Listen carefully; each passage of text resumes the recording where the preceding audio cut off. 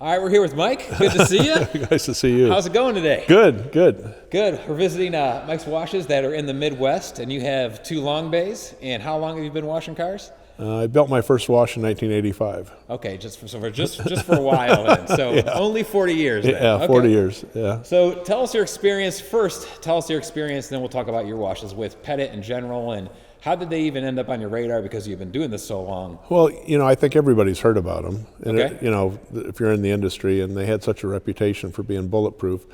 So I probably spent, a couple years traveling around. I went to Kansas City and Iowa and went out to the factory in Ohio, and I talked to several different owners, and I was convinced that the quality was there, and I was impressed with the way it washes, so I knew I had to have one.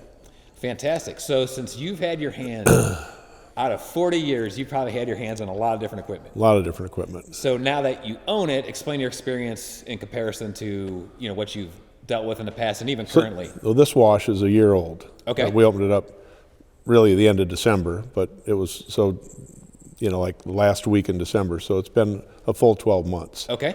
And it's been bulletproof. Just like they say, it's just been bulletproof. Fantastic. Now, we'll just go right into your wash. Okay. And that wash, how long has that wash been open before you took it over? Oh, I think it's probably around 10 years. So a wash that was established 10 years, Yeah. You've been open 1 year, and how much has your business increased? Quadrupled. It's quadrupled. Fantastic. So you quadrupled your business Yeah. by installing 2 pits. But you did rehab the whole site. Yeah, and it's actually on the same foundation, the same footers. Mm-hmm. So the stack is the same as it was. The entrance and exit's the same. I mean, the traffic count's the same. The demographics the same. I mean, General Motors didn't move to town. I mean, it's the same town as it was when the old wash. We had 3 self-serves and 2 automatics. Okay. So as you look at the wash, the automatics are on the north, and those are small bays, the 13 by 26. Yep. The self-serves are on the south side. There were 13, or those are 16 by 26. Okay. And then we built. Actually, I wrestled with this idea on what to do. Okay. Because I sort of wanted to keep the self-serves, but I wanted 2 automatics, so I was going to put 2 automatics on the north and keep the 3 self-serves, but I didn't have enough room to do it, and I didn't want to make the bays narrow. So I was talking to my banker one day, Kevin Yepsen, and he said, why don't you just knock down the 2 automatics and the self-serves and build a building over the top? And that's what we did. So when you visit, when you see it, like you said, you can't tell that there's. You can't tell. No. It was a very old school wash where they're very low, very narrow, very short, Yeah. multiple. You knocked not everything down. You kept The part of equipment it room. for the equipment room, and that helped you with your zoning. Yeah, and So you were able to knock this out. and the infrastructure. And the infrastructure. All is true. all the power, everything, and even now the panels are still hard to get. That's true. Carried Since over from COVID. Yeah. Yeah. So you made the right move in so many ways. It flows very well. How big are your bays? 20 by 60. Okay. And what was the thinking behind that? Well, just talking to people, I thought the sweet spot was, talking to Petit, a minimum of 40, and I had the room to go 60 because I wanted 40 out the back because we do a lot of trucks. Okay. So Some turning radius. yeah, turning radius. I wanted 40 feet out the back. So 60 was better than 40. Yep. And my next one's going to be 75. I think that's better than 60. It is. And why is that? What's your experience with well, I keep telling people you can't wash car B until car A is out of the way. Yeah. You got to get him out, get him through the dryer so that next car can come in. My whole life, every time we would add something in the automatic bay, when I started there was $3 and then wax was 50 cents. Mm-hmm. No credit cards, no nothing. I mean, really primitive.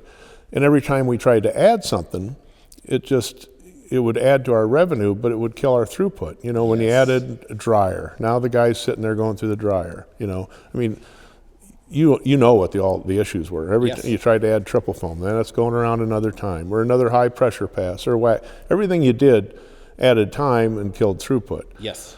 So with this model, with the 60 feet, we can wash that car, get him out of there and going through the dryer, and get that next car in. Yep. And in this business, on a day like today when we're busy, an extra 10 or 20 cars is extra couple $100. Yes. You know, so extra 10 or 20 cars an hour. Yeah, That's what we're talking about. it's critical. It is critical, and it adds up. We see a lot of long bays. Those who don't know or have never been to the factory, we're preaching long bays all the time. And it's really, I was just talking with Mike because we just got here, and independently, you came to the same conclusion independently, which is really neat to see that you didn't see some of the models locally because your trip was just to the factory and out. People who visit the factory, I typically take them around. We never did that because it's been a long time since you've been there.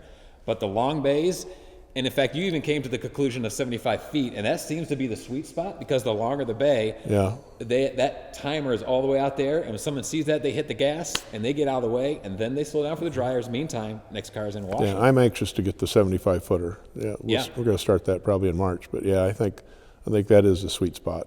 And why did you build them as wide as you did, 20 feet wide? I believe in customer experience. You know, a lot of our customers are females. That's why I do windows. You know, people complain about windows. They say they're hard to keep clean and so on and so forth. But it just gives you a good feel. That wide bay with the windows, it's wide open, and it's almost an express tunnel feel. And people come up and they'll say, "Am I supposed to put my car in neutral?" You know, they think it's an express tunnel. Yes. It doesn't seem like an in-bay automatic. It's different. It's definitely different. Again, you've discovered something completely on your own, independent of what we have going on locally where Petit is, and that's kind of what we're going to, is the in-bay express model. And even your hat says Mike's Express, which is awesome, touchless, which is a big deal. You know, I've found, you've been doing this a long time, most don't realize there's a whole demographic looking for touchless, but there's even a bigger demographic looking to not have to put their car in neutral. There's a lot of stress there. You mentioned women and older people and now even younger people. It's getting harder to put your car in neutral. They don't know how to do it. You know, when we just click it in neutral when we grew up, but now it's a lot different to put your car in neutral. The other thing I missed that I didn't think at all, we've really cannibalized the self-serve business. Because the guy that's got the jacked up truck, the big wide tires, the thing that won't fit in a typical automatic that he's been washing by hand, he's now coming to that automatic because it fits. I mean, before you got there, we did a Ford Raptor. Well, a Raptor won't fit in my other, in a typical automatic with the rails and so on. So we're doing that. We're doing dualies. And those guys are fussy and yes, they are. Yeah, they'll spend the money. They want it done. They're enthusiasts. You know, between buying the truck and getting the ceramic coat, so they don't want anything touching it because they got a ceramic coat because they spent $90,000 on their truck. That's right. And you put all that together, they're not going to go to. And Raptors specifically are wider than any other vehicle. That's not a dually. Right. The truck guys, people have missed. Just did one before you got there. That's awesome. Just did a Raptor. Yeah. Yep. So you've been doing things quite a bit differently. You build it like an express, and obviously it's working for you. You're doing 4 times the amount of cars in the exact same location, exact same flow. You haven't flipped a lot or doing anything like that. So, I see this industry now as 3 different segments. I see the typical self-serve, touchless, in-bay automatic, whatever brand. Mm-hmm. Obviously, the express model is huge. When I was a kid, it was just either an in-bay automatic self-serve and a full-serve tunnel. Full-serve, yep. And I see this as a niche that it fits in so many different places. This town's 8,000, but it allows us to compete with the tunnels because we can take care of that customer that won't go into a tunnel, is scared of friction, whatever, and it will, if they just have the small in-bay that won't fit anything, we take care of that too. Yep. Forgot to shut my phone off. No worries. We're in no rush. We spend Can you tell I'm a motorcycle guy? I can. Yeah. And so I see this as a niche, and one of the most important thing when you're 70 is you don't have to do anything with this model. It's unbelievable. I've got the Micrologic pay stations. You're running monthlies, right? Yeah, and they're LPRs. Okay. They can come in at midnight and join. Mm-hmm. It just walks you right through it. And there's other brands that do that too. I'm not pushing Micrologic over something else. But we wanted LPR. We wanted the customer to be able to come in anytime without people and sign up. And when you have equipment that is literally this bulletproof, that it never fails. I know that sounds like an ad for Petit, but you know, no one's paying me to say this, and I'm building 5 more this summer. I mean, you're standing next to a pump station that's going down 20 miles from here. It really, it just, you know, if you've got an express tunnel, they do well, they make a lot of money, but it changes your life. I mean, it's 7 days a week, and you're fixing things. You're fixing people. Yeah, employees. Yep. You're breaking off antennas. You're doing, you know, we had cars running into one another. Oh, yeah. The whole thing. This thing is just, it's a no-brainer. It really is. So in this, it brings us it's a funny. We kind of say this in jest, but your last year, you've quadrupled business, and how many claims have you had? 0. That's right. What are they going to claim? There's nothing they're going to claim. You know, occasionally, what I've seen in the in-bay is occasionally, if they already had something loose, the blowers will take something off if they already had something loose. Yeah, we haven't had anything. Argue that anything touched their car. Yeah, and I live in a town of 8,000. Everybody knows me. Yeah. Everybody knows what I do. I don't want to go to the local restaurant and have some guy yell across the way, "Hey, you broke off my antenna." Yeah. I don't have to worry about that.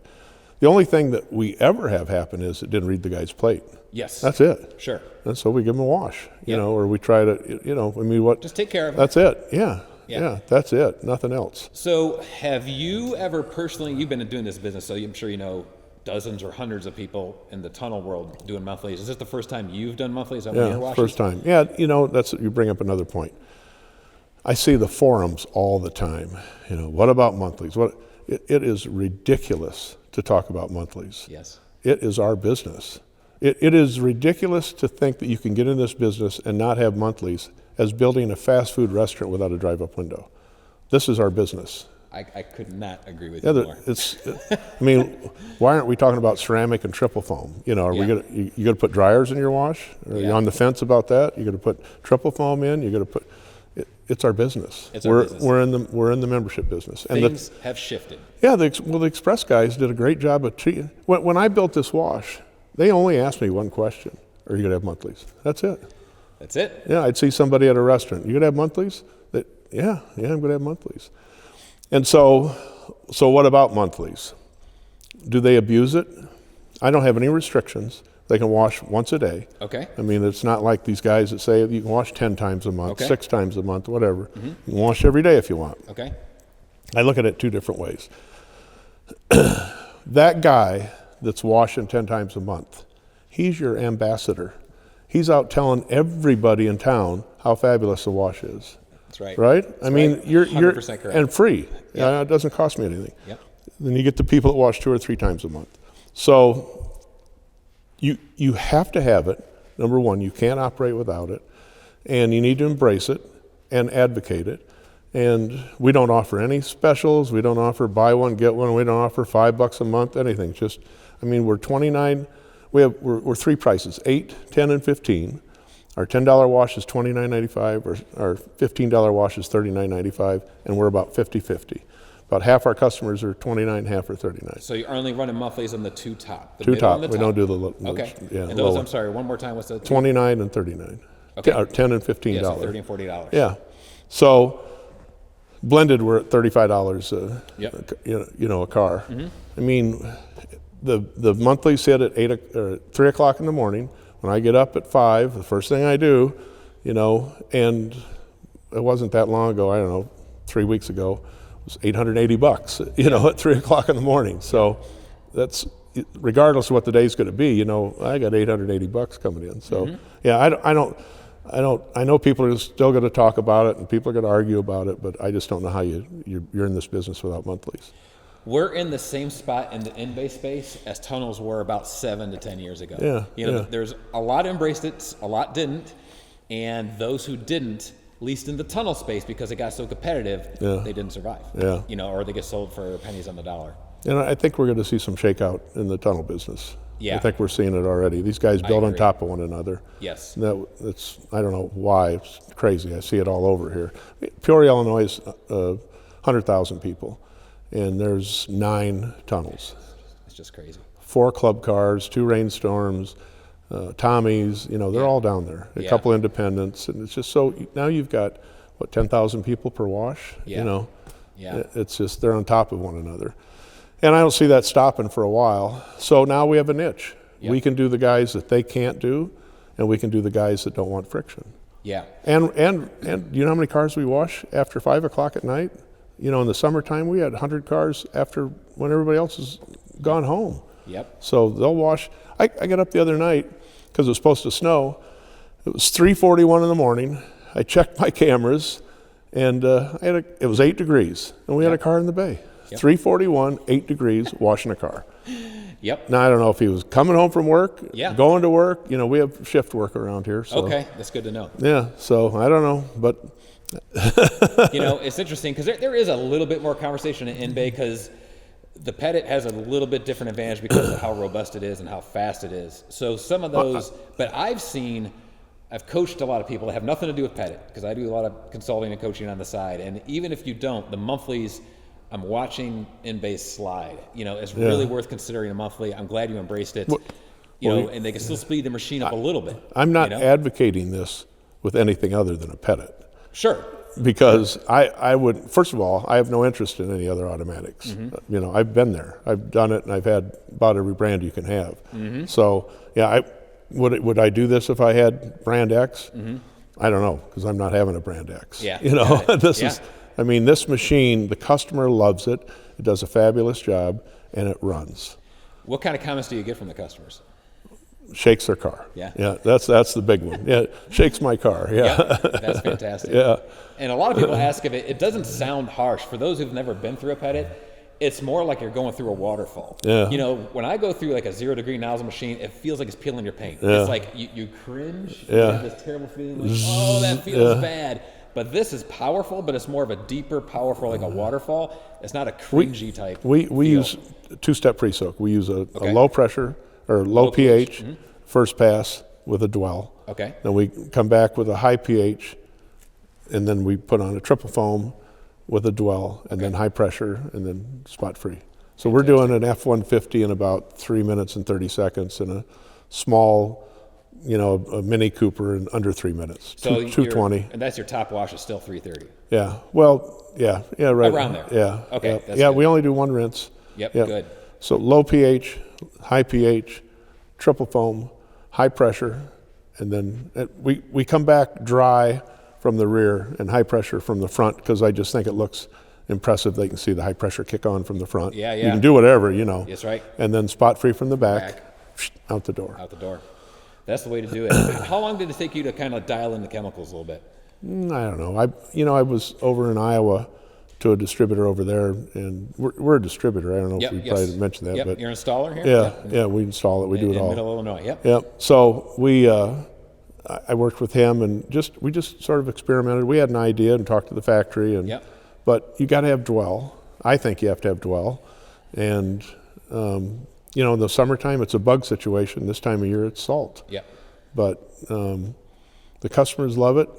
The fact we've got hundreds of members. Yep. I'm not going to say how many, but we have hundreds. Yep. And like I said, people see me on the street and they tell me they love the car wash, and that's what you want to hear. It is what you want to hear.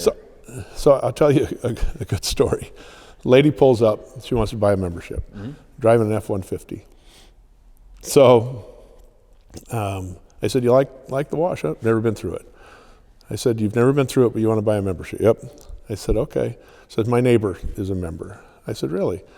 So I said, "I'd love to give you a free wash and see if you like it or not." "Nope, she loves it. She told me it's the greatest thing, so I'm going to join." So as you do it, you know, as you do that membership, it asks for your phone number. Yep. She gives me her phone number, and it's 309, which is a different area code. We're 815. Okay. So I said, 309 area code, where do you live? I live in Henry. Henry's 20 miles south of us. So I said, you've never been through. You live 20 miles away, but you want to join. And she said, my neighbor loves it. She says it's great. I come up here once a week for Walmart. I want to join. Okay, she's a member. And so she goes through, and I stop her on the way out. What do you think? It's great. I love it. See you next week. Awesome. Awesome. So, you know, when they're, I never dreamt we'd have people from 20 miles away. Yeah. And But of you're course, offering something, you said you offer something nobody else is. yeah, and I've got Walmart here, so that definitely helps. Mm-hmm. But because they're, you know, and we're supposed to get an Aldi's, so. Oh, that'll But help too. yeah, but You're saying way more. We could talk an hour or two just about what you said there. People don't realize word of mouth is still, well, basically social media is just an extension of word of mouth. People will buy and commit to what their peers are doing. And when their peers like something, when you have a good business, I couldn't pay for that advertising. you can't pay for that advertising. And part of it is the perception. You mentioned earlier, again, I don't know if people are catching everything. You're giving a lot more wisdom just with the little words you're saying. The openness, do you need a bay 20 feet wide? No. But we see the highest volumes.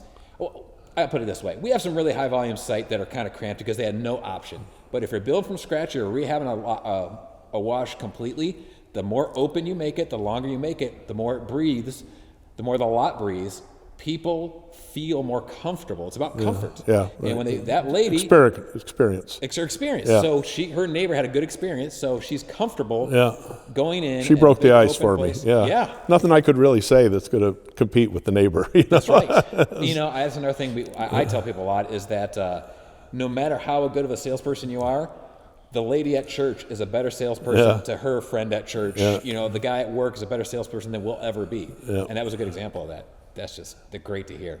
You talked about setting up the chemical. I should mention my son. My son's 45. He's been in the business with us since he was 8.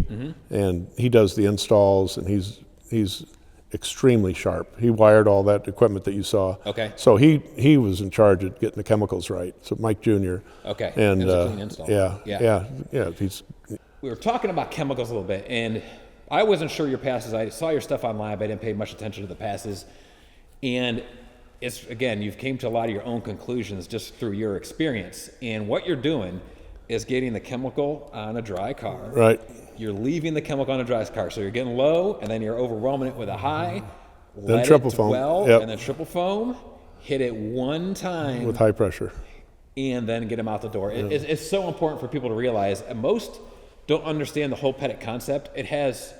We're not embellishing. We're talking 4 to 6 times the amount of power hitting the car. So we just want the chemical to do what the chemical's supposed to do. Right. Leave it alone. Let it dwell. Hit it one good time.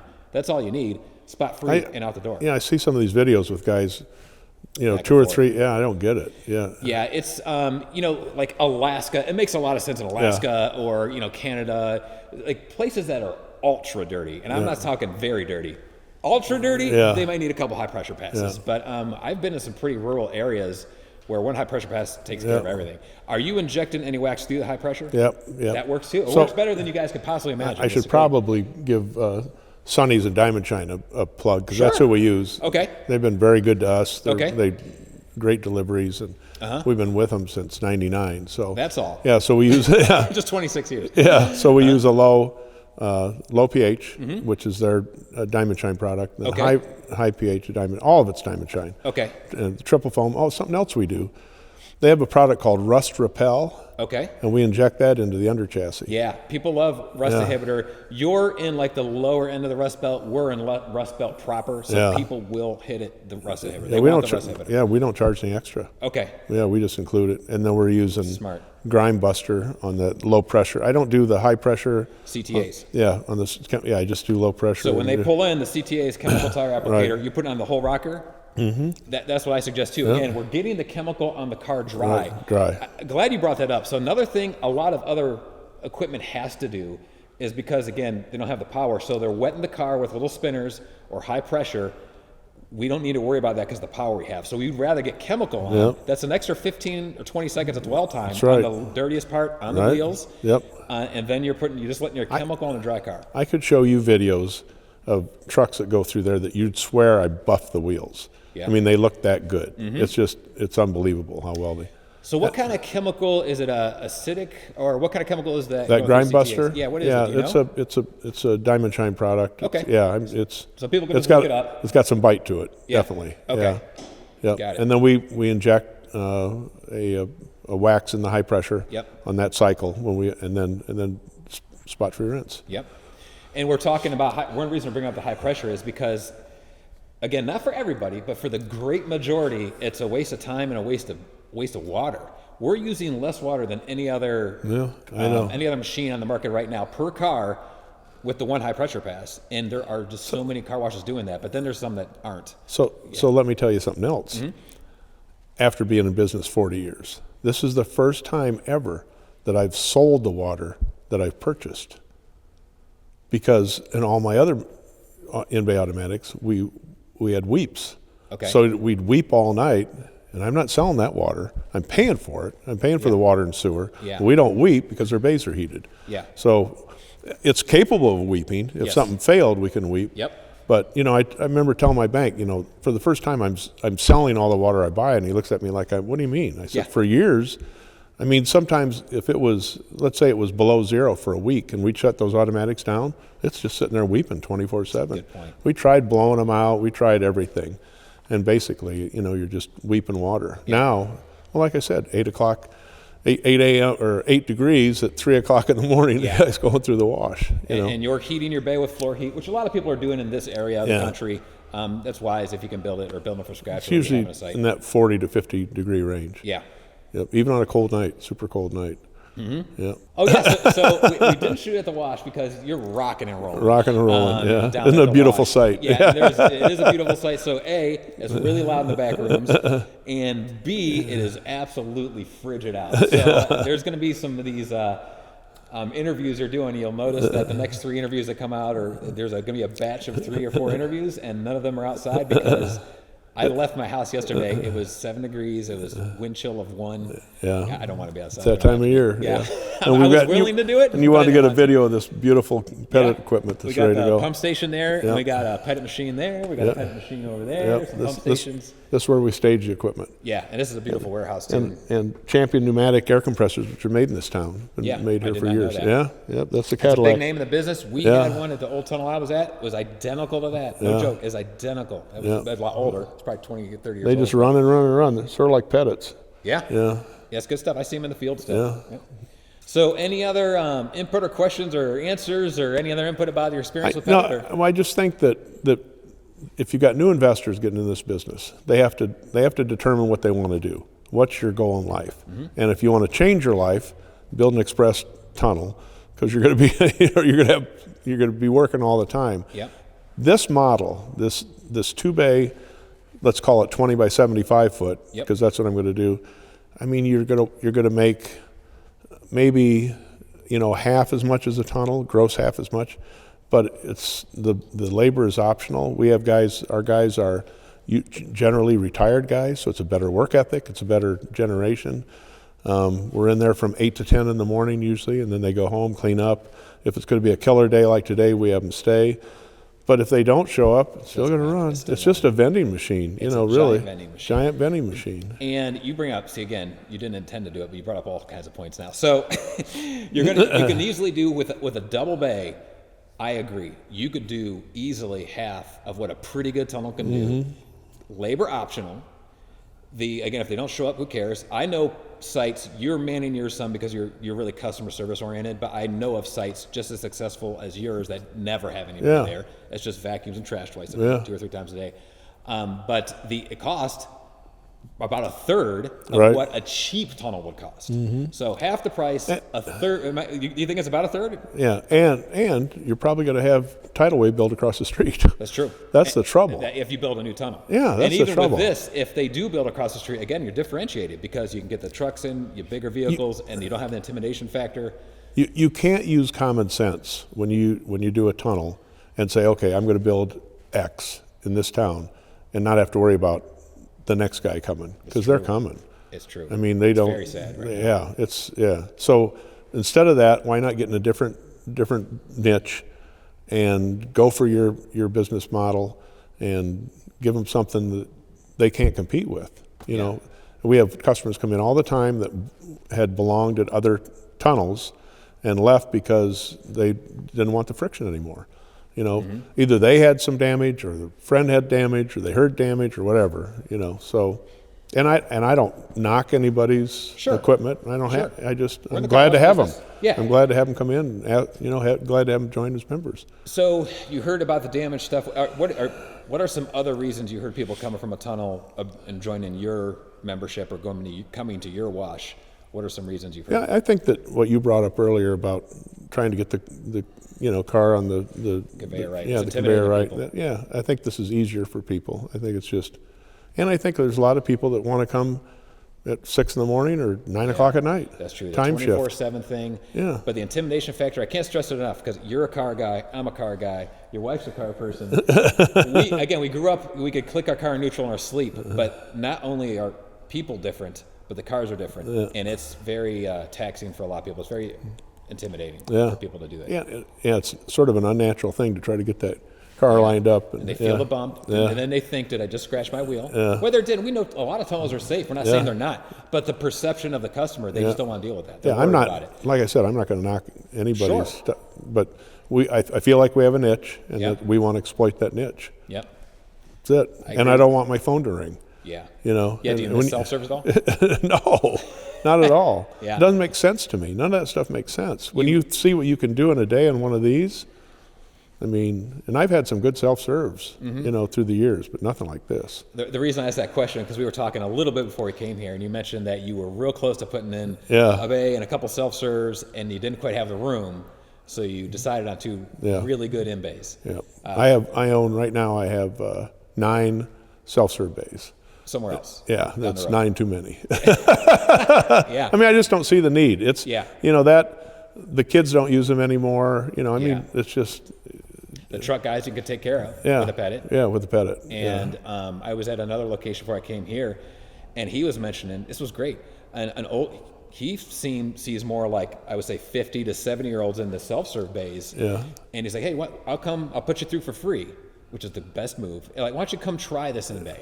Because again, they were used to rails. Even on the old in-bays, you're used to the rails, and you mentioned it earlier, not on camera, but you mentioned it. They try it for free, and you just gain an in-bay customer like there. There's a lot of people, I would say, at least the Petit, because of what it can do and the size, you can grab just about all your previous self-serve people. It's hard to believe, but we never had a grand opening. Yeah. We never washed a car out there for free because we opened in January, so it was super cold. Yeah. And so we're trying to get our footing, trying to figure out everything and get the chemicals right. And then it's February, and it was, you know, had some warm days, and we had a killer month. And then spring came, and they're still coming in, and so we just never had a, you know. And I'm not saying not to. Yeah, I'm not. It's probably, I know guys that do a month free, do a week free, but we just never did, and we had great numbers. So well, you open in a good season really helps that. If you open in the summer or fall, it's probably worth having an opening. But you open busy season, which is good. I also, for those just watching about monthlies, you didn't have any specials. Everybody has their own opinion. I personally agree with you. Don't have specials, just priced properly. Yeah, you gave them a great deal. It's a good enough deal. It's a good enough deal. You don't need to have specials. It's a great deal, you know. So that's the way we've done it. I don't know if it's right or wrong. Well, obviously it's working very well, and with having only 40 years experience, what do you know? But you got lucky, it's working. No, I was due, wasn't I? That's the truth about life. No, and everyone says, why are you doing this at this age? And I said, I finally found the right combination, and it's fun. I still like to do it, and what else am I going to do, It's fun when you take a lot of the pain in the neck out of it. And when you have a rolling monthly program, modern pay stations, and a machine that could do the volume of what it could do with no claims, it does shift things quite a bit. You mentioned the tunnels. We'll bring up tunnels one more time because, again, you said a lot, saying very little, is I have people through my own social media that call me, hey, I want to express tunnel. Okay. So everybody's different, but these are like investor guys, right? Yeah. People made a little bit of money, then with their family, they're ready to put money, they see these tunnels going up everywhere, hey, I want a tunnel. Okay, do you want to run a McDonald's or a Wendy's or a Macy's? Do you want to run a retail place? I don't want to run a retail place. That's what a tunnel is. It's a retail business, hours, schedules, managers, people, or do you look at this option? Because with the in-bay, you can rehab a site, be up and running a lot faster, or when you're building or completely rehabbing or building new, you could do the in-bay express model where, hey, let's do a lot of cars, maybe not as much as a well-run tunnel, but also tunnels are dependent on talent. I say that a lot because you get a great manager, you're good to go. But how many of them are out there now? It's getting less and less, right? So it's tough. This takes a lot out of it. Again, someone's there, it doesn't matter. Someone's not there, it doesn't matter. It's going to run it slow.